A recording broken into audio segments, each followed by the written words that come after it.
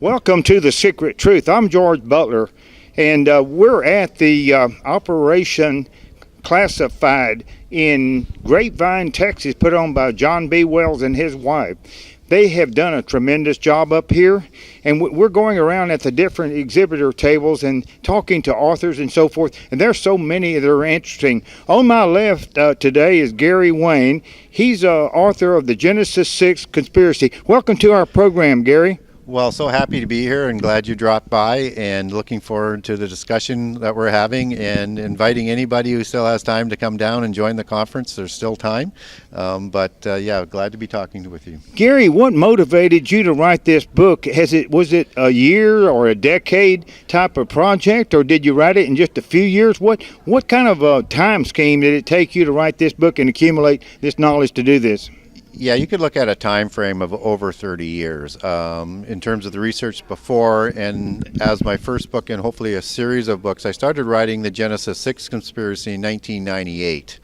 So I had it kind of finished and ready to start getting published in 2012, continued to work on it, and finally got it published in 2016. So it's been decades in the process, and the research is absolutely amazing for people who start to read the book. They just can't believe how much information is in one book.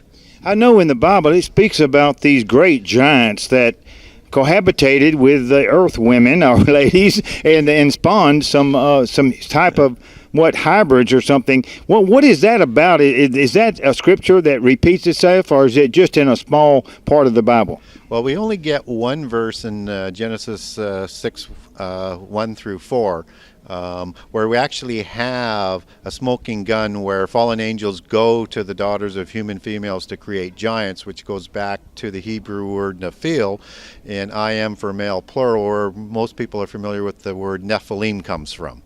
And those were the demigod giants, actual giants of before the flood.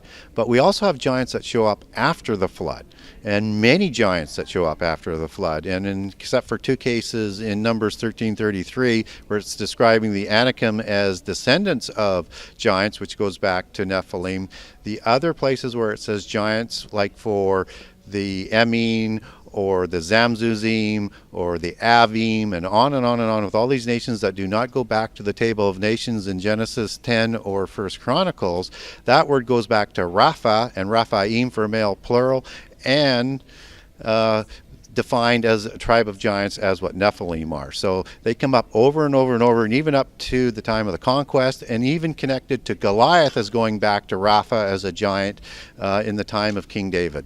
I know Stan Deyo and Steve Quayle out of Montana have done extensive research in this area also. Is this an extraterrestrial connection, or what would you say there? Well, you could loosely call it an extraterrestrial connection, because fallen angels are not from this planet. They're from the spirit world, they're from heaven. Whether that's in a different dimension or a different location, I think it's in a different dimension. So that's the only way that I would describe them as an extraterrestrial, because they are not from this earth. They are the angels that were created by God, who rebelled and who follow Satan. And as you know, similar to what the first book of Enoch would talk about. And there were the seraphim angels that are talked about in Isaiah 6, and they were the fiery serpent flying angels, and as talked about in Daniel 4 as watchers that Enoch relates them to. These are the sons of God in Genesis 6. You know, is there any Kurdistan connection? I know the word shaitan seems to come to my mind. The Two Babylons book by Hislop was written a number of years ago, and back in his notes in the back of that, he states out and singles out the word shaitan. Was there any discovery in of that word or connections back to the Kurdistan area or not? Not for me in my research. I haven't found anything with shaitan, but understand the Kurdistan region is vibrant with giant history. and it overlaps and describes many similar accounts, and particularly when it comes to Nimrod and also with Babel. So, but I have not found in my research, and haven't really been looking for that connection for Shaitan, but I'm sure if I spent some time on it, from what you're referencing, that there's probably some connections there. You know, there's a myth, I guess, what you'd call, of a great battle that occurred around 2400 BC between Nimrod and Haik, who was the founder of the Armenia country of Armenia. Do you have any knowledge of that, or explanations in your book of any kind, or notes? Oh, absolutely, and I actually mention it in my book, that battle that you're referring to, and that was a war of giants. They're at least filled with ranks of giants and humans, and as I recall, that is the battle that recollection calls for the death of Nimrod, if my memory serves me correctly. Yes, it's stated by some and written by some. Armenia was established by a couple of Jesus' disciples, so their church today it ties back to the original. Despazini, is that the word I would say? Despazini. Yeah, yes. Despazini, which was the family of Jesus that went out and established some of the first churches. Now, what's interesting is Haik launched an era during this attack, which was on the shores of Lake Van, which was within sight of the higher mountain there. Okay, Ararat. Okay, and there's the lesser and the higher Ararat, and this era supposedly pierced the armor of Nimrod and killed him instantly. Is this your recollection or of the event or not? Yeah, very, very similar to that, and also understanding that Lake Van was known as a place where watchers were, and a lot of trade was somehow done with the watchers. I wish I knew what that trade was, because that's a very interesting term, that we would be trading with angels. So I'm not sure whether it was for knowledge in terms of work and whatever, but I do know there was some sort of trade going on with the watchers at Lake Van. Well, let's page forward a few thousand years to the Young Turks. Well, they carried out a genocide against the Armenians. Is there any connection there that you found in your research? No, I've not gone down that path on that research. Sorry. Okay. I've looked at that, and I see possibly, but I mean, how can you prove this? I communicated with the Historical Society of Armenia one time, and came up with zilch on any further advanced. But Haik is considered to be the father of Armenia. Now, Yes, you say yes. here in your book, in your your subtitle, how secret societies and the descendants of giants plan to enslave humankind. Elaborate a little bit on that. Yeah, so one of the things that I bring into this whole sort of narrative is a holistic narrative from Genesis 6 right through to the end time. And to understand that, you need to understand the organizational structure. And so in the beginning, you have, according to polytheists, that there's something called the seven sciences that is going to be later patterned into the seven sciences, but knowledge taught to Adam while in Eden. This is from the polytheists. And that this knowledge is passed on to Cain and then to Seth, because obviously Abel is slain by Cain. And when Cain is ostracized, he takes this knowledge in a direction to lead people away from God. Now, his firstborn son, Enoch, develops this nation significantly, and we see some of this knowledge with the cities that Cain was building, and actually names the first one after Enoch. And so this is the masonry part of the knowledge, which is the fifth science. And so Enoch develops this knowledge even more, splits them into what we know today as the seven liberal sciences. In the craft, they would call it the seven sacred sciences. And they're developing this knowledge up to about the sixth generation and the days of Noah, when all of a sudden we have the watchers come back in, the seraphim angels we were talking about earlier, who are going to mate with the human females. And at this point in time, there's going to be illicit knowledge that also is coming from the gods in the polytheist sort of version and the fallen angels in the Christian version that is going to partner with this knowledge. So what happens now is they develop the mystical religions to protect the knowledge and the learning and with the rituals, and to keep it from the mundane and the non-purebloods. The uninitiated, right. They're not initiated. Not the deplorables, right? Well, that's what they call us today. Yeah, it seems like the best people that I've associated with in the last a few years since I've been working in this area for about 38 years, the deplorable side are the best people in the world. We are. You know what I mean? We are and they're very much Christian. We are the based, salt. And we are the salt of the earth, and the meek, and we they're will the inherit scum the now, earth. according to some media, mainline media out there. You know, but what I say about mainline media is that mainline media mainlines dope to idiots. You know what I mean? I so it's got a yeah. bunch of addicts out there to that mainstream media that that mainline dopes to idiots sometimes. Yeah. And I was there. I was an idiot one time. I think we all were. I think we begin maybe with still are. in a state of ignorance and darkness, Yeah. and there's a flowering that occurs in my life and probably yours. Did that occur in your life? When did you get religious or religious oriented or begin to subscribe to a God-centered view? When did that happen? Well, my story is I have a brother who came along and said, if you got the courage, I want you to read this book. And the book was in 1980, and it was published in the 70s, and it was by Hal Lindsey, who wrote The Late Great Planet Earth. And it's Yes, prophetic Hal book. Lindsey, yeah. And so I read it, and it scared the socks off me. And so that led me to, well, I need to verify whether or not what this guy is saying is accurate or not. And the only way I could do that was to go into the Bible and start reading it, trying to verify it. And that led me back to God. And so that was the big turning point. And from there, I matched up my passion for prophecy as I was verifying a lot of what Hal was saying, and matched that up with my passion for history and mythology. And that sort of led to writing the first book. And I just wanted to go back to a little bit to finish off on that question we had about, go ahead. Elaborate on about that. the secret societies in the antediluvian time. And so not only did they develop the mystical religions, but they also developed secret societies back then. And this is where the Freemasons and the Rosicrucians and all these secret organizations, and there's just different levels of them, take their origination back to.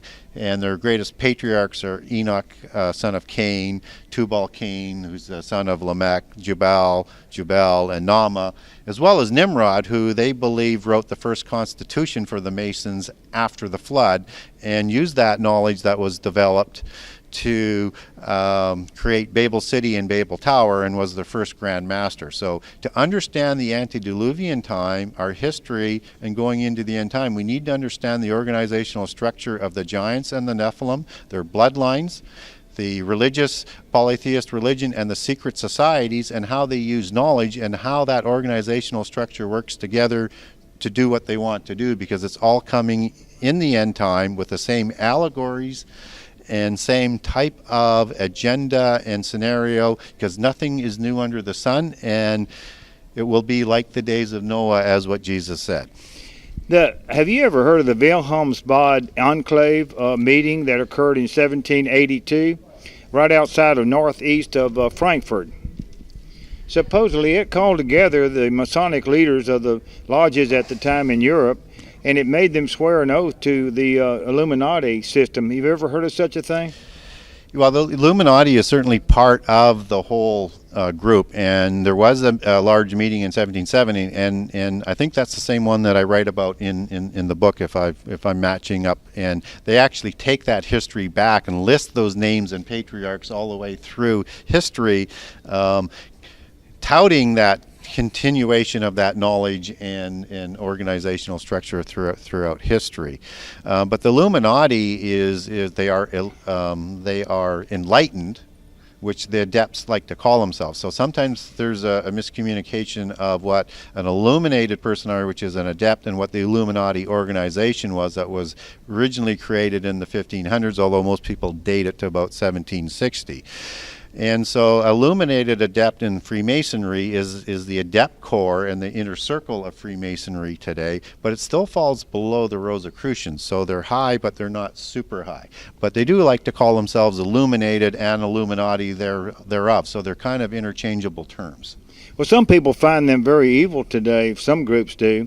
And so, I mean, you get good reason. Yeah. Well, yeah. Illuminati, yeah, I get. Well, if you look, okay, at the book that was written by Robinson, okay, John Robinson, who was an esteemed scientist, a member of the society in Europe, the Royal Society, and he wrote a book called Proofs of a Conspiracy about 1786 or so. and he was invited into the Illuminati system in Europe, and then all of a sudden he decided he didn't want to do this. He wrote this book, and sent it to George Washington. Have you ever heard such a story? Yeah, I've heard about that, and in the context of the Royal Society, and I now understand what you're talking about when you say the Illuminati system as opposed to the Illuminati. Yeah, I know what you're saying. Society. Gary, you're saying Yeah. that a person can be illuminated in Yeah. general, Yeah. and that just means to have an enlightened view or head towards a highly spiritual self, And then you have the organization, you could say, called the Exactly. Illuminati. Yeah. So I know the word synarchy is a concept that was originated out of a Frenchman, that actually it was the control of the political system by the secret societies.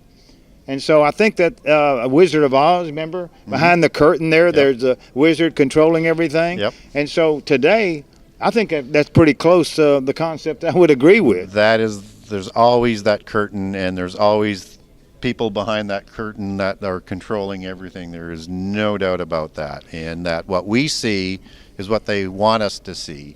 And when people look at bloodlines or the powerful people, they're the ones they want us to see, but they are not the true money and not the true power. We don't really get a chance to see that unless they're of a royal sort of nature and are influential in the higher sort of organizational structure of the pure blood and secret societies, because again, they're still interrelated. You just got to get to the Rosicrucian level, top 50% and higher, and now you've seen a complete emergence of secret society and purebloods. Well, H.G. Wells described our state of being, if you want to say that, as an idea prison, see? In other words, we have a confluencing of ideas coming from all around us, and they condition and program us and create a so-called worldview, and then we become entrapped or imprisoned by that worldview. What do you think? Oh, absolutely. They are in propaganda and misinformation mode all the time, always have been. And I think the big turning point in terms of the propaganda portion, when they started to lose some control, would be the start of the organization that you mentioned earlier that was created by the Rosicrucians and the Freemasons, which was the Royal Society. And through science and education and the influence into the media and into the literature, which is scientism. Yeah, scientism. Scientism, yeah. And Rosicrucian is how they were able to get their people to dominate entertainment and literature. We have been in propaganda mode for at least 500 years, and it's only going to increase as we go into the end time. Gary Wayne, we're coming to the end of this interview. What kind of a closing comments or would you care to make here toward the end of this interview? Well, one of the things that I like people to kind of understand is that if we are going into the end times, and I think it's on the horizon, and we don't know how fast that it can come about, but cataclysms can bring it about quickly, or contrived cataclysms, whether it's war or collapse or whatever, is that we need to start to understand prophecy.